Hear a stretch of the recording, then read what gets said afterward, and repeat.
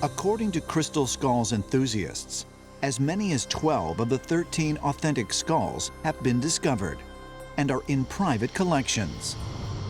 But where did these so-called authentic skulls come from, and how were they discovered? In the late 19th century, museums in London and Paris displayed crystal skulls as genuine Mesoamerican religious relics.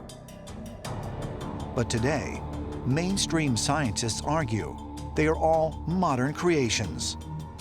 They also insist that any analysis of the skulls is incomplete, as quartz crystal cannot be carbon dated. Quartz has no carbon. Quartz actually has no radioactive elements in it. It's pretty much pure silicon. So the quartz itself has no real signature that can be used to do dating. Even getting within 1,000 years or 10,000 years, it gets almost impossible to actually date it. Authenticity is something difficult to determine. When they've been analyzed using modern scientific techniques, in some cases there are suggestions that modern tools were being used. Other people have suggested, however, they were using very sophisticated tools back in ancient times.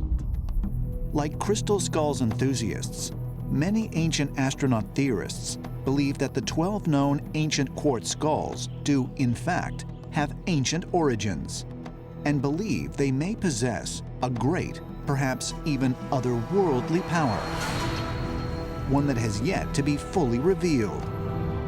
Several Native American tribes have similar stories about ancient crystal skulls that were said to have been left behind by the earliest ancestors way back in the mists of time. Some believe that these are ancient artifacts left behind by extraterrestrials, or that they were remnants left over from the lost civilizations.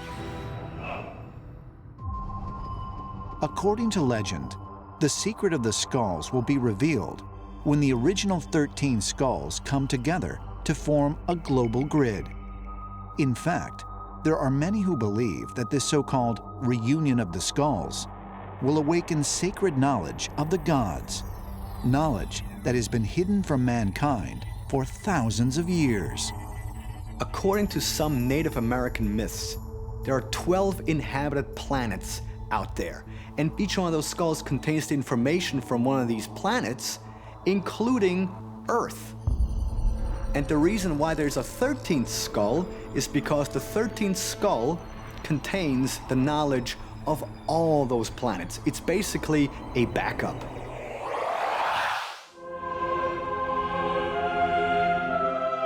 The North Apennines, Italy. Here, in the mountains just outside Florence, a young Leonardo da Vinci spent much of his time examining the mysteries of nature.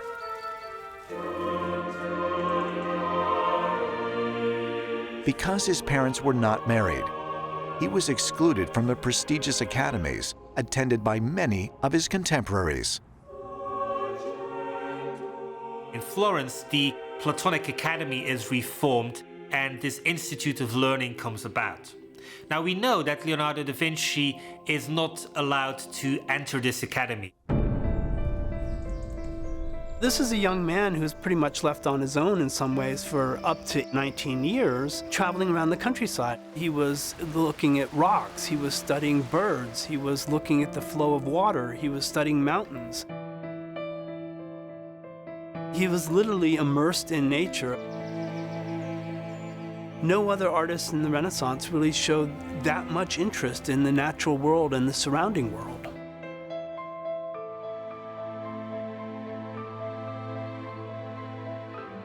He strives for knowledge, he strives for information. He is able to create a body of knowledge which is on par with the body of information which the Platonic Academy as a group of beings is able to put out.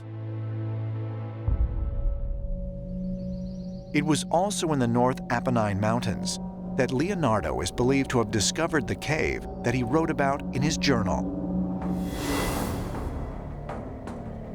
The story of the cave, it's very likely that it happened around 1480, since it appears that that's the moment at which this is written in the Codex. The fact that Leonardo chooses to record this encounter with the cave, I think indicates that it had a significant impact on the artist psychologically. But although the exact location of the cave and the date Leonardo discovered it remains unknown, there are many who believe that it may provide the key to understanding the source of the artist's incredible genius and the answer to the mystery of what happened to him during his missing 2 years. He goes inside the cave, then he disappears. And it suggests to me time travel portals. He's opening portals or stargates and beaming to either the past or the future and then returning to the present time. In history, you have certain people, like Leonardo da Vinci, whose genius is just so incredible, and the visions that they have. And in many ways, it's like they're able to see the future. And they're not going to just influence the world then, but what they're going to do is going to dramatically change the world forever. And you have to wonder where people get this kind of inspiration. And in the case of Leonardo, he was able to see things and invent them, in a sense, things that we weren't going to have for hundreds of years. Is it really possible that Leonardo da Vinci may have obtained his incredible creative and scientific knowledge as the direct result of an extraterrestrial encounter? Or might Leonardo have fallen through a time portal, one which allowed him to actually visit the future? A future where robots, helicopters, military weapons, and other amazing machines actually existed, and which the artist would later try to duplicate.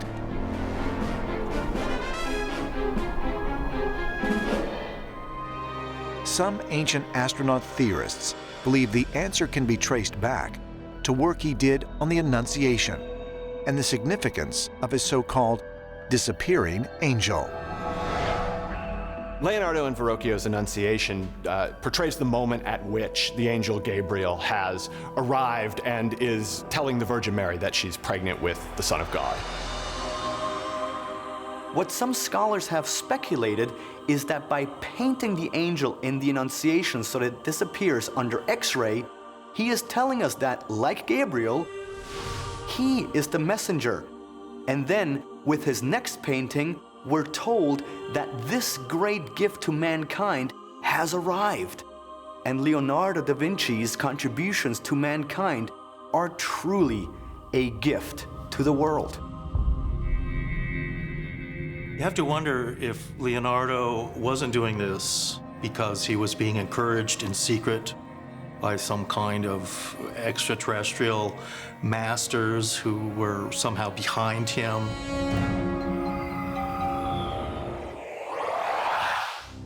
Tokyo, Japan, 2012.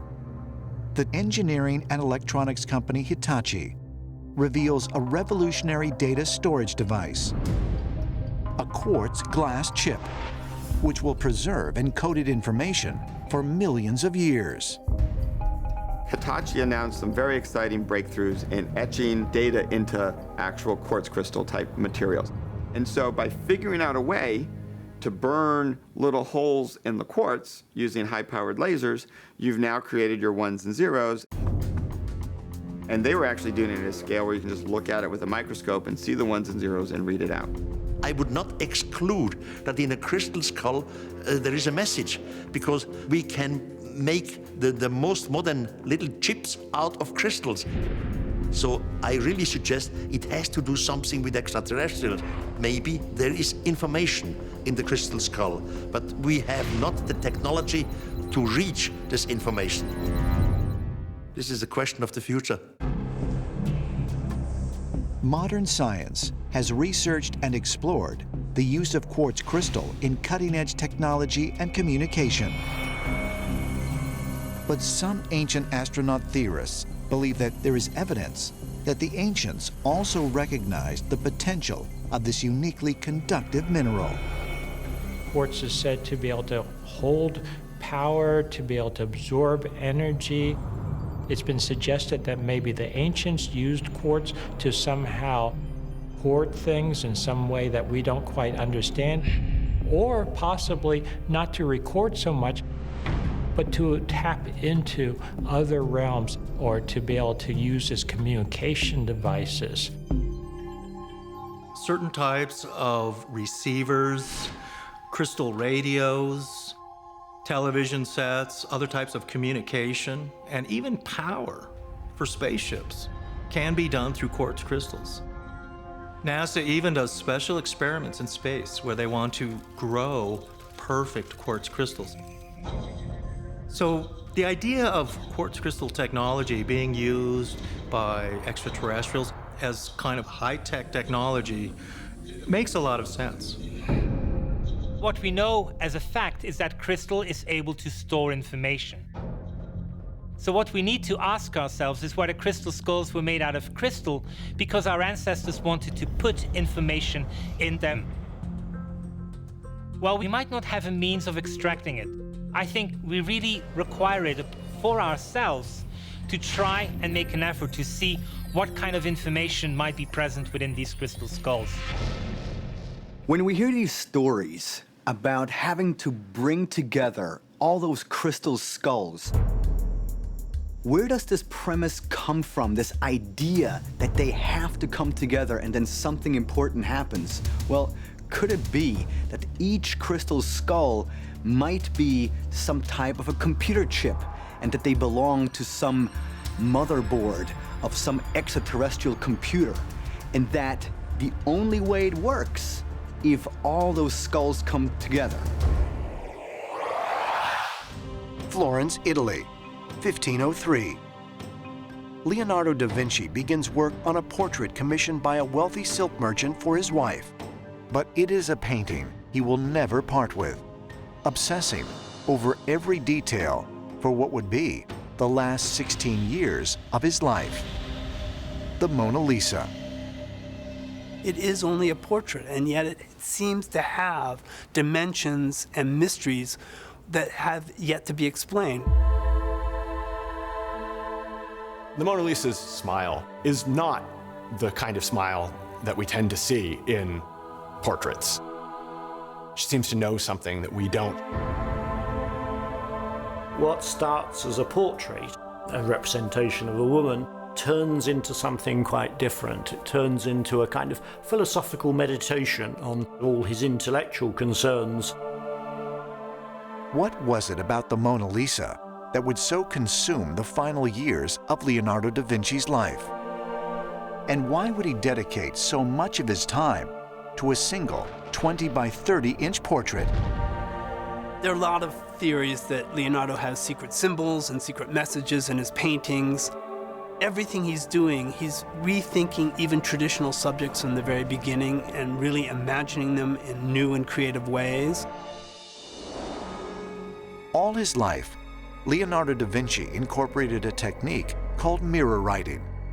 Is it possible that he also used a similar technique in his artwork, leaving hidden messages that can only be revealed with the use of mirrors? The mirror writing is something which defines him. And so the possibility that he was also using the mirror as an unknown dimension, whereby he needs to have the mirror to see certain things within his paintings, is definitely something which I think we need to explore. At Northeastern University in Boston, Massachusetts, graphic designer Terrence Mason uses computer technology to search for hidden messages in Leonardo's masterworks. We know that he was insatiably curious about reflections and refractions and optics and the human anatomy of the eye and how that mirrored reflections of conical-shaped mirrors. Is it possible that Leonardo applied his mirror technique to hide secret messages in the Mona Lisa? But if so, why? To our classic Mona Lisa, Leonardo's portraiture always had very dramatic hand positioning. His hand position was a clue to the access points of rotation of these mirrored angles. So if we try this, what do we see?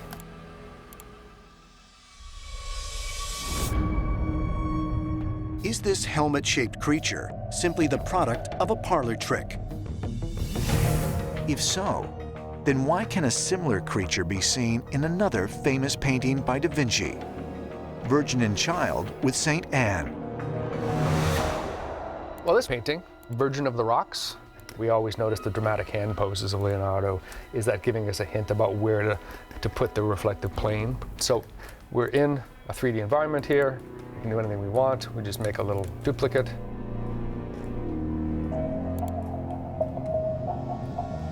Come in a little closer. That's a little spooky. So interesting similarity to what we did with the Mona Lisa, right? We've got something close to modern understanding of alien heads. Could there really be hidden messages in Leonardo da Vinci's paintings? Messages that reveal the artist's connection to otherworldly beings? And why was the artist so obsessed with dissecting the human form? Was it for purposes of his art? Or was there another, more extraterrestrial reason?